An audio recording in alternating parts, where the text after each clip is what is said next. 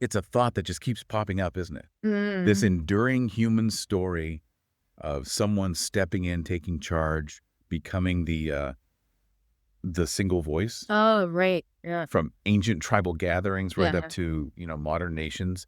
That pattern echoes. It really does. What fuels that desire, that dynamic? Mm. You probably found yourself wondering about it too. Absolutely. And that's kind of the knot we're trying to untangle today. Yeah. Yeah. We're diving deep into the anatomy of dictatorship, how these regimes actually emerge, the societal shifts that pave the way, and the psychological levers that get pulled. Right. We've pulled together a really, I think, compelling set of perspectives. We've got stuff from inside knowledge, sort of the academic angle, Hmm. insights from an expert at Georgetown University, Psychology Today, focusing on the human behavior side, Always fascinating. a political scientist analysis, and even a satirical take from the Chronicle, which honestly sheds its own kind of light on things. Right. It's a real mix, which is perfect because this isn't some one-dimensional issue, is it? Yeah. Not at all. Loads of layers. So our aim, our mission for this deep dive is to sift through all this for you, pull out the core mechanisms behind how dictators rise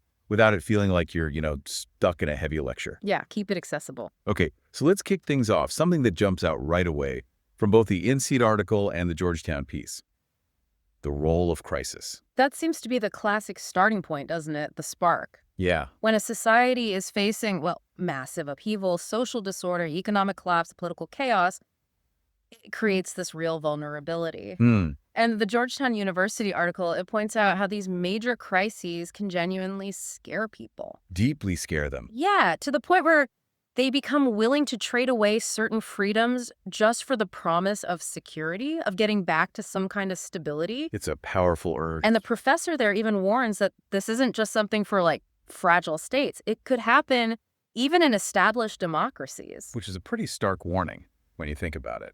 And then Psychology Today adds this other layer, kind of unsettling, really, this idea that when things are truly chaotic, some people actually prefer order, even if it's from a punishing regime. Right, that nostalgia thing they mentioned. Exactly. Nostalgia for figures like Stalin or Mao, despite everything we know, just because they represented some kind of order after huge disruption. It suggests this really fundamental human need for structure, I suppose. Even if the price is incredibly high. Mhm.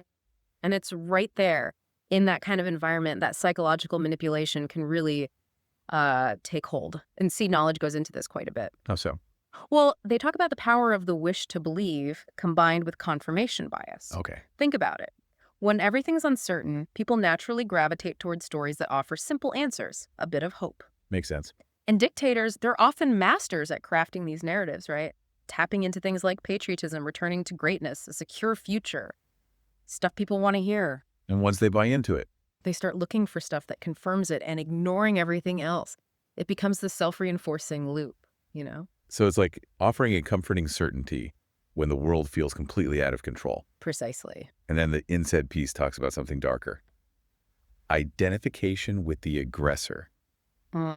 That sounds wrong. How does that work? Yeah, it's a weird one, but psychologically quite potent.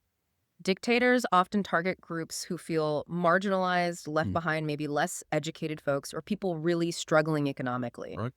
The dictator then projects this image of like ultimate strength and control, promising to fix the very problems these groups are facing. Right. So for someone feeling powerless, latching on to this all-powerful figure can give them a kind of borrowed strength, a sense of belonging. Ah, I see. Power by association. Exactly. Even if it means accepting the bad stuff the dictator does, it's almost like a psychological survival tactic. Wow.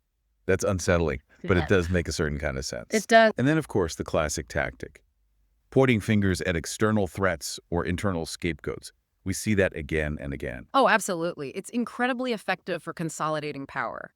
You shift blame for failures. You create this strong in-group feeling. Based on shared fear or hatred. Precisely. Shared fear and animosity towards whoever they've labeled the other.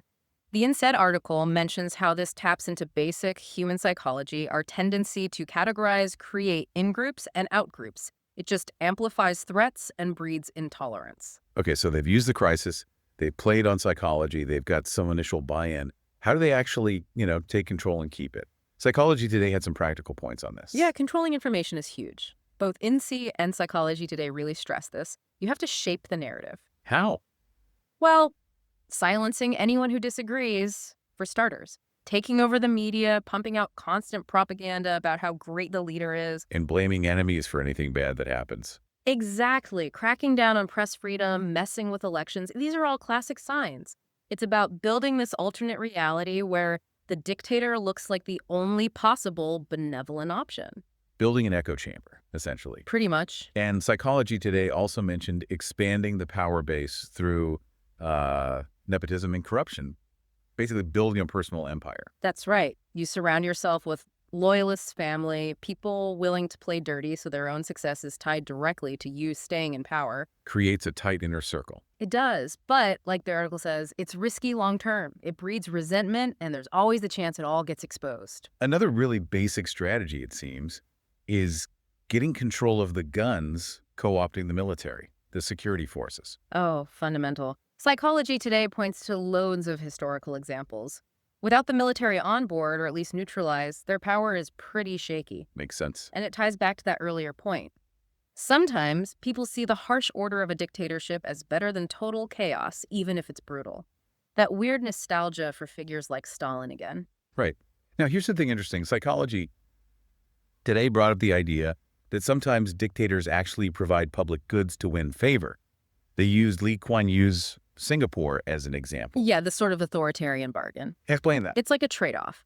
The regime delivers tangible benefits, good economy, safe streets, working infrastructure, and in return, the population accepts fewer political freedoms. So, a transactional relationship.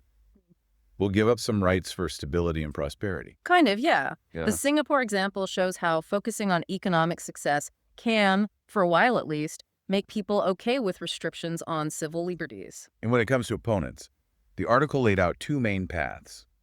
The Idi Amin approach, just eliminate them, Brutal and direct.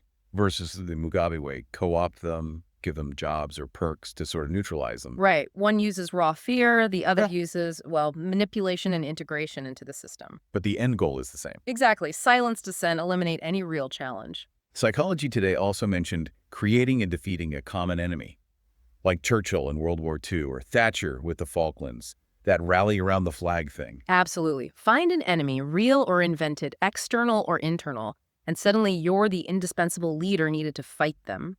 Unites people behind you, distracts from other problems. Very powerful. And the final piece seems to be creating some kind of ideology or a personality cult to justify ruling forever. Yeah, that's the end game for cementing power, isn't it? Seems like it. You build this whole story, maybe divine right, national destiny, or just how uniquely amazing you are to make your rule seem not just legitimate, but necessary. Indispensable. Like it's inevitable. Right. They try to become larger than life, maybe even set things up for their kids to take over, echoes of old chiefdoms, or even Henry VIII making his own church to keep his dynasty going. So we've got the crisis appeal, the psych tricks, the power moves. Now, Robert Reich's 10 steps from Market Watch that feels like a very modern checklist for how democracies can actually be dismantled from within. Yeah. It's quite chilling. It is. It's stark and feels incredibly relevant today. Reich lays out this sequence, starting with weakening the checks and balances. Like unions, public schools. Exactly. Institutions that traditionally empower ordinary people or foster critical thinking. Then, strategies that create economic insecurity, making people anxious and angry. And then channeling that anger towards scapegoats. He also talks about deliberately undermining critical thought, making people cynical about democracy itself. Which makes the idea of a strongman leader seem more attractive, right? Someone to just cut through the mess. Precisely. And the final steps he outlines, spreading lies, misinformation, and then finally taking over after getting elected, it just highlights how gradual and insidious this whole process can be. It's not always a sudden coup. Yeah. It can be a slow slide. Yeah. Reich's framework really shows how authoritarianism can creep in through lots of small steps, often disguised as something else entirely. Makes you realize how vigilant you need to be. And then there's that piece from the Chronicle, the satirical one, 12 steps to prepare for dictatorship. Obviously tongue-in-cheek, but wow, it hits hard. It really does, because behind the dark humor, each point highlights a very real consequence of losing democratic norms. Like the advice to stop worrying about fake news because soon there'll only be one source anyway. Right? or start displaying the leader's picture prominently, or get rid of your protest signs because dissent won't be tolerated. And the one about needing a wheelbarrow for hyperinflation. Yeah, grimly funny, but it makes the abstract idea of democratic decline feel really concrete, really personal. What would life actually look like? It absolutely brings it down to earth. Okay. Okay, so pulling all this together, the crises, the manipulation, the power grabs, the systemic undermining, what's the role of the people in all this? Instead Knowledge had a key point here. Yes, and it's probably the most crucial point, really. Dictatorships don't just happen to people. They need some level of, well, acceptance or apathy to take root and survive. Complicity, even if it's passive. Exactly. The InSed article really hammers this home. When citizens just check out, stop questioning things, become apathetic, blindly follow, they're basically opening the door for authoritarianism. So an engaged, critical public is the main defense. The first and best line of defense, absolutely. So what does that look like in practice? What's the antidote? How does a society protect itself? Well, the InSed piece talks about needing a responsible electorate. People who are willing to listen to different views, handle complexity. Not just look for easy answers. Right. People who are informed, mobilized, engaged in civic life, and willing to hold leaders accountable. And, crucially, strong, independent institutions. Government checks and balances, courts, a free press. All those things that provide oversight and push back against power grabs. The Georgetown professor also had that idea about political plasticity, the slow work of building democratic culture from the ground up, local engagement. Yeah, that's important too. It suggests that societies aren't just doomed to fall for authoritarianism. You can actively cultivate democratic habits and values through things like civic education, promoting critical thinking skills, getting people involved locally where they can see democracy actually working and feel like they have a stake in it. It's more organic, maybe slower, but potentially more resilient. There's also that anonymous comment from the INSEAD discussion that stuck with me. Oh, right. Just the simple idea that a country slips towards dictatorship when leaders start treating the treasury like their own bank account and crush any criticism. It's a stark reminder, isn't it? It boils down to basic transparency, accountability, and protecting fundamental freedoms, speech, assembly. The health of a democracy really depends on those things. And on its citizens paying attention. So, wow, we've covered a lot of ground: how crises create openings, the psychology involved, the actual strategies dictators use, how democracy gets chipped away, even that dark satire. And circling back again and again to the role of the people, the citizens. Absolutely. Understanding these dynamics feels critical.